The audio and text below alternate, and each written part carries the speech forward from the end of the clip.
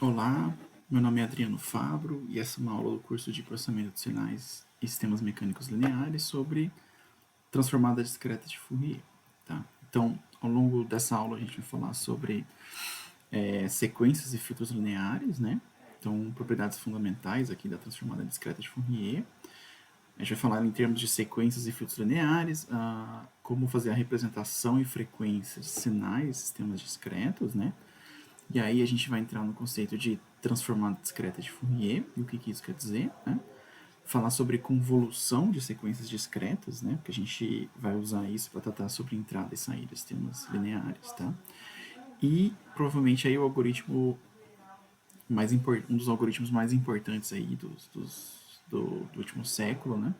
Que é a transformada rápida de Fourier ou a FFT, né? A gente conhece mais pela FFT.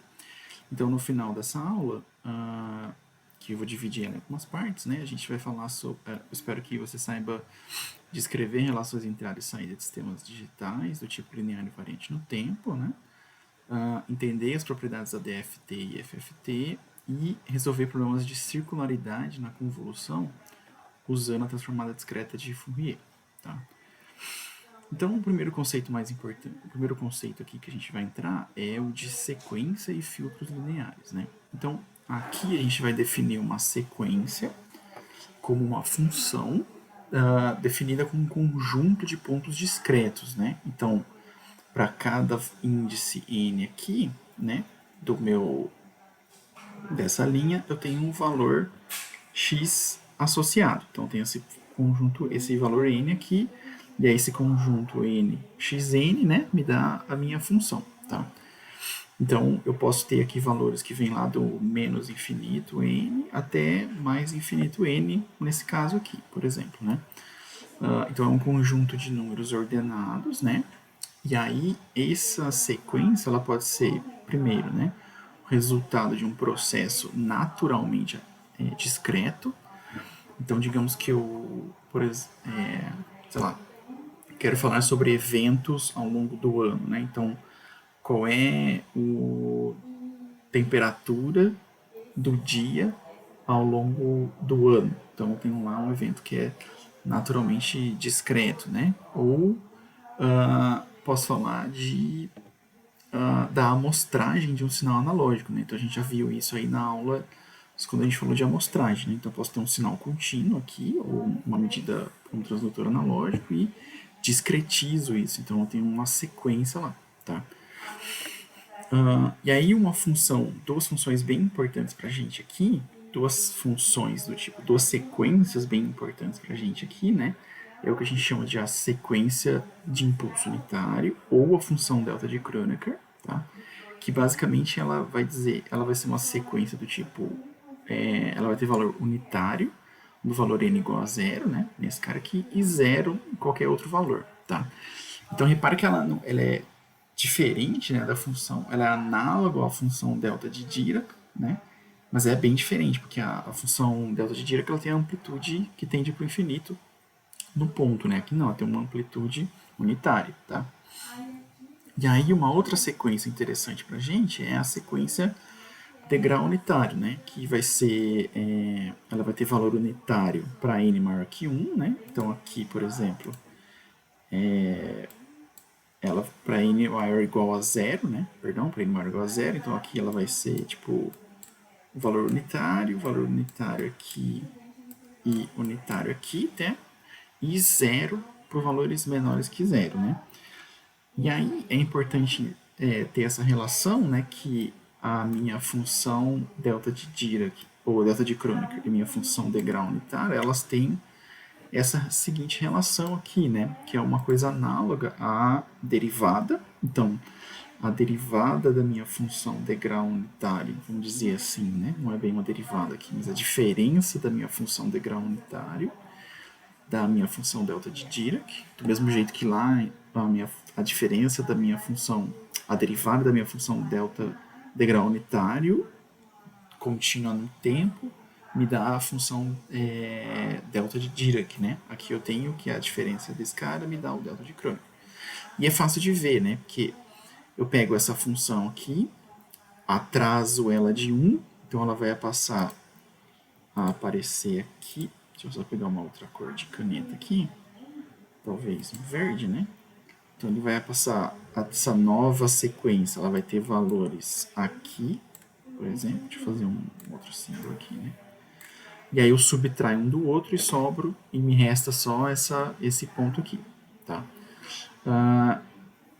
E a outra propriedade aqui, que o somatório de funções delta de Dirac, né? Ela é a minha função degrau unitário. Isso também é simples de ver, porque eu estou simplesmente somando aqui versões atrasadas de cada um desses pontos aqui. Tá? E aí, é interessante porque esse conceito também, o conceito interessante para a gente aqui é que eu consigo representar uma sequência qualquer aí de pontos, né? Como uma soma escalonada de impulsos unitários com atraso, né? O que quer dizer isso? Então, imagina que eu tenho essa sequência aqui, tá? E aí eu consigo representar ela a partir dessa expressão aqui. Que quer dizer, eu peguei esse primeiro ponto aqui, usei a minha função delta de Kronecker, atrasei ela de menos 3, então ficou 3 aqui positivo, né? Multipliquei pela amplitude aqui, que é esse valor A índice menos 3, coloquei aqui. Aí o ponto seguinte é 0, 0, 0, então não está aqui, né? Esse valor aqui é delta de Dirac atrasado de 1, então ele aparece nesse ponto aqui, vezes a amplitude do ponto, mesma coisa para o seguinte e para os demais, né? Então eu consigo expressar essa minha sequência, de novo, como uma soma escalonada de impulsos unitários com atraso, respectivo aqui no seu ponto, tá? Ou de maneira bem geral, né? Eu consigo escrever que a minha sequência com esse somatório aqui, tá? A partir das amplitudes ali escalonadas por o impulso atrasado aqui, né? Com atraso, tá? Então repara que isso aqui já começa a entrar num formato conhecido pela gente, né? Que eu tenho uma resposta aqui que dá como um somatório de alguma coisa vezes uma função impulso. A gente já viu isso no curso algumas vezes. Então isso dá pra gente a ideia de um filtro linearmente invariante no tempo, tá? Então eu consigo criar esse conceito aqui de que eu tenho uma sequência de entrada xn, aplico ela nesse meu sistema LTI discreto, tá? E aí a gente vai representar esse sistema LTI discreto por essa função aqui h de n e tem uma sequência de saída y de n, tá? Então, se eu tenho que a entrada, e aí uma definição aqui, né? Se eu tenho que a entrada no sistema é dado por um impulso, e aqui não é um impulso unitário, né? É um impulso escalonado por A, por essa amplitude aqui, e atrasado de K. Então, a resposta do sistema em índice n, né? É o y de n, que é igual a essa amplitude vezes o h de n, que é a resposta ao impulso unitário daquele meu sistema LTI discreto. Tá? Então, para uma sequência de entrada xk qualquer, né, a resposta é dada por esse produto aqui no ponto n. Tá?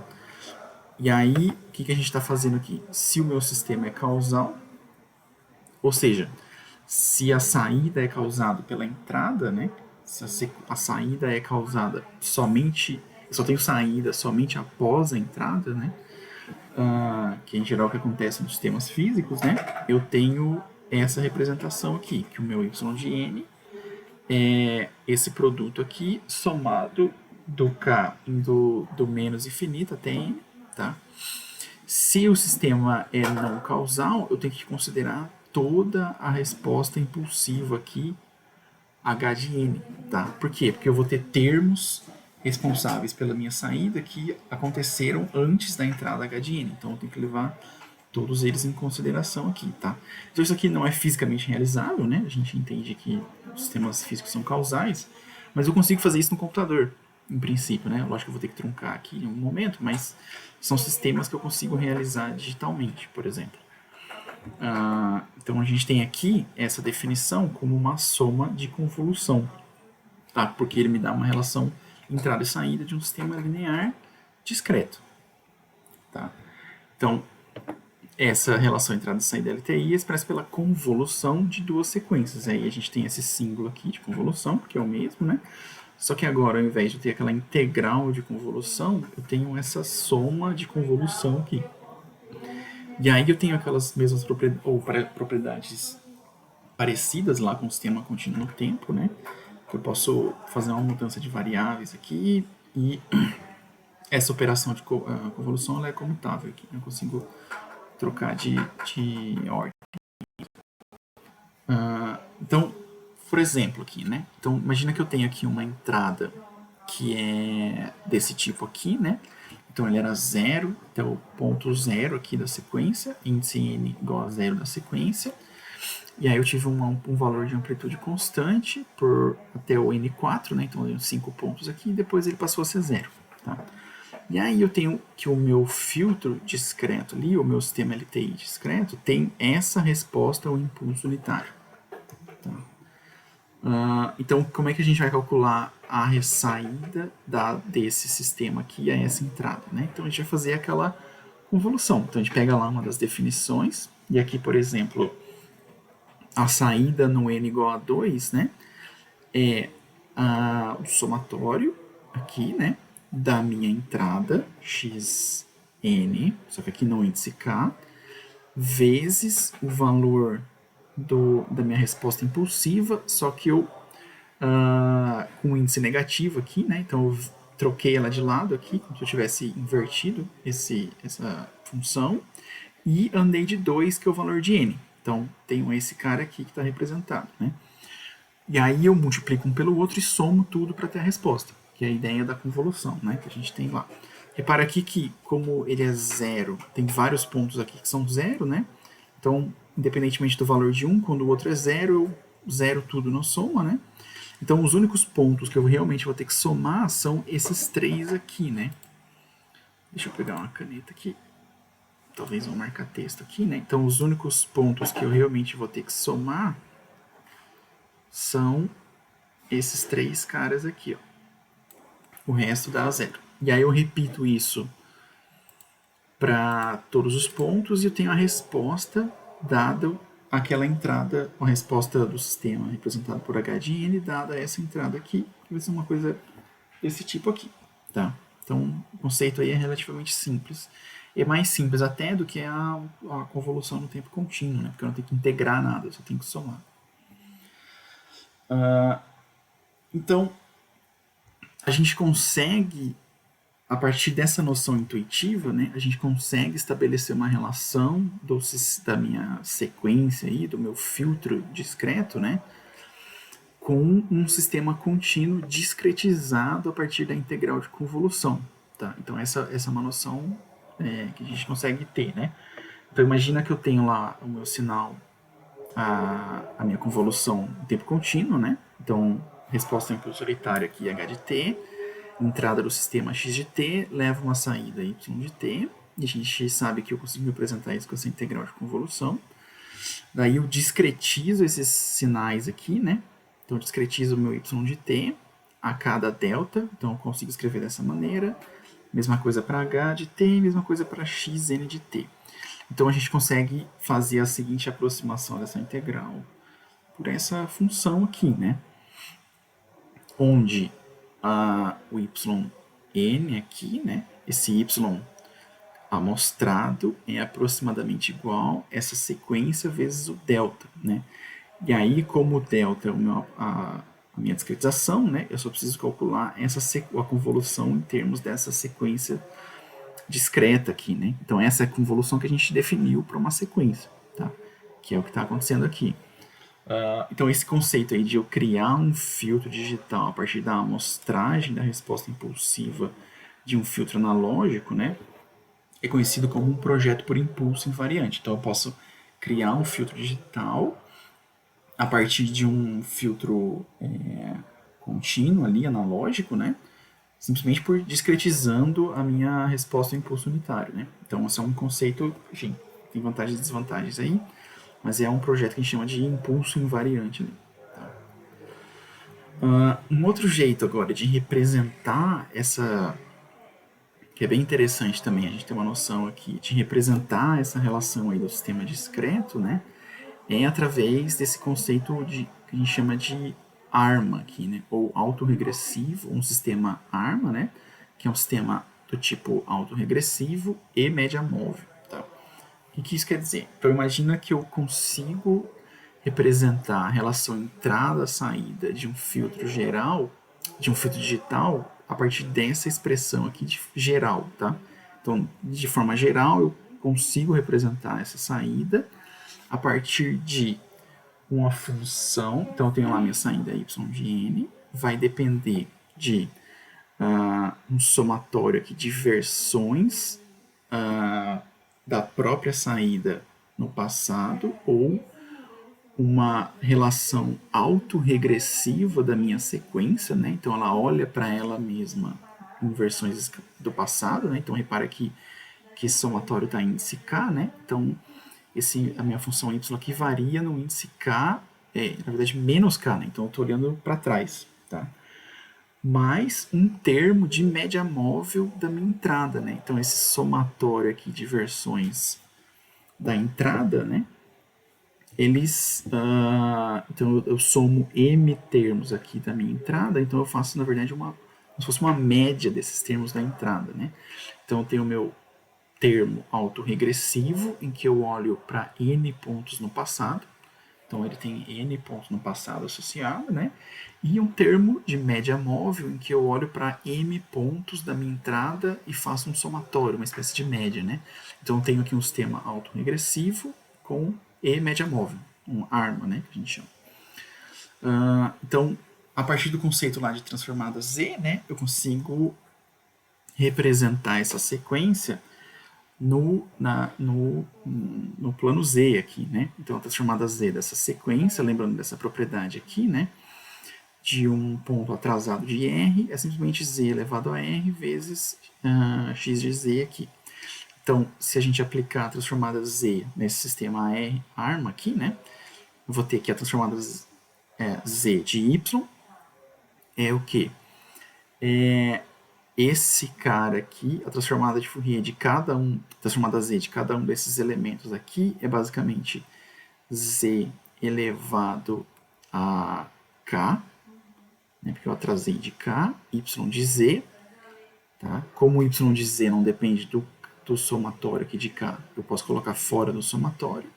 Mesma coisa aqui para o termo de média móvel, né? Então, cada um dos termos aqui está atrasado de R. Eu represento isso como Z elevado a menos R vezes x de Z. Como o Z não depende do somatório, ou não depende de R, eu posso colocar fora do somatório aqui, tá? E aí, com isso, eu consigo definir uma relação entrada-saída desse tipo aqui para um sistema média móvel, né? Então, o que eu faço aqui é pegar esse termo aqui, y, jogar para esse lado, tá? Tirar ele aqui em evidência, né? E escrever e aí eu fico com esse termo aqui, ó.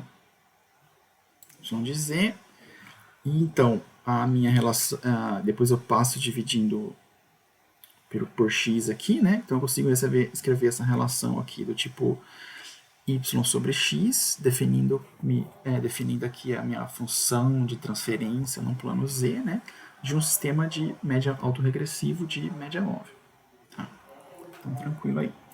E aí um conceito interessante é a gente olhar para a estabilidade desse sistema linear, tá, discreto, no plano z, né? Então lembra lá que a estabilidade de um sistema LTI, olhando para a transformada de Laplace, eu simplesmente tinha que ver que eu precisava lá, né? Qual era um requisito básico. Eu precisava olhar que os polos, a parte real dos polos do meu sistema fossem negativas, né? Isso era um critério suficiente para o meu sistema linear ser estável, né? Então aqui eu tenho que primeiro, né, definindo lá a partir da minha sequência como autorregressivo média móvel, escrevo ela como essa função de transferência aqui no plano Z. E aí, toda vez que eu considero que os meus AKs, eu tenho dois casos aqui particulares, né? caso em que o AK é igual a zero para qualquer K. Então, esse é um caso que a gente chama de sistema do tipo média móvel. Então, eu só vou ter esse somatório aqui do numerador. Tá? Eu tenho o caso, ou seja, para esse caso aqui, né, é um sistema que tem somente zeros. Lembra lá da definição de zero, né? Que são os zeros do numerador, são os meus zeros. E os zeros do meu denominador são os polos, né? Então, basicamente, aqui eu não vou ter nenhum zero no denominador, não tenho nenhum polo, mas ele só tem zeros, esse sistema aqui. Então, esse é um sistema sempre estável com resposta impulsiva finita, tá? Se todos os meus BKs forem igual a zero, né? Ou seja, esse termo aqui, ele são todos termos zeros, né? Então, eu só fico com 1. Então, eu vou ter 1 sobre 1 mais esse somatório. Então eu vou ter um sistema do tipo autorregressivo, né? E aí repara que ele não vai ter zeros, né? Porque eu não vou ter zeros dessa função, ele vai ter somente polos, tá? Então é um sistema do tipo feedback, né? Que a gente pode pensar lá, se a gente pensar em controle, né?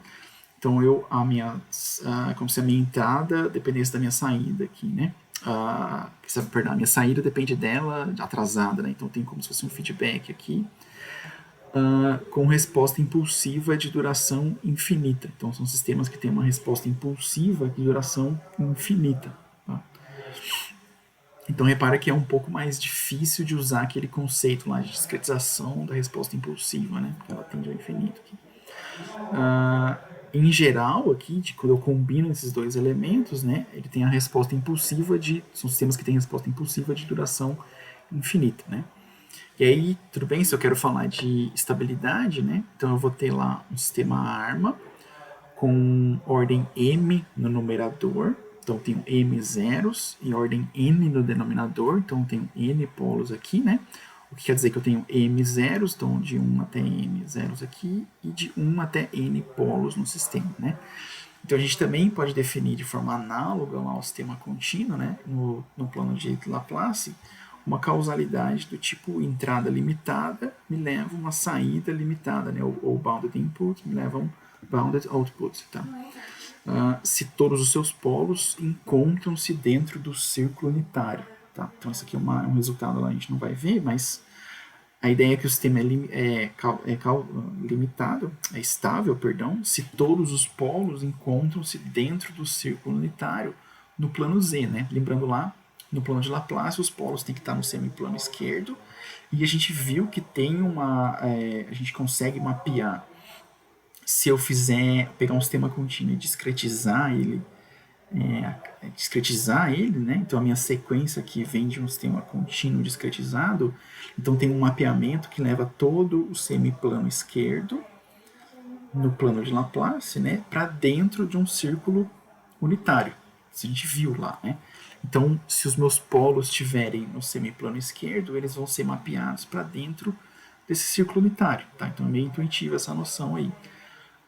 Então esse sistema aí é estável. Então isso é equivalente a que esse somatório de todos os meus termos aqui da resposta ao impulso unitário discreto, né, seja finito, tá? Então esse cara aqui tem que ser finito. E aí os números Mn são a ordem dos componentes autorregressivo e média móvel, como a gente viu ali. Tudo bem? Então a gente continua na segunda parte aí.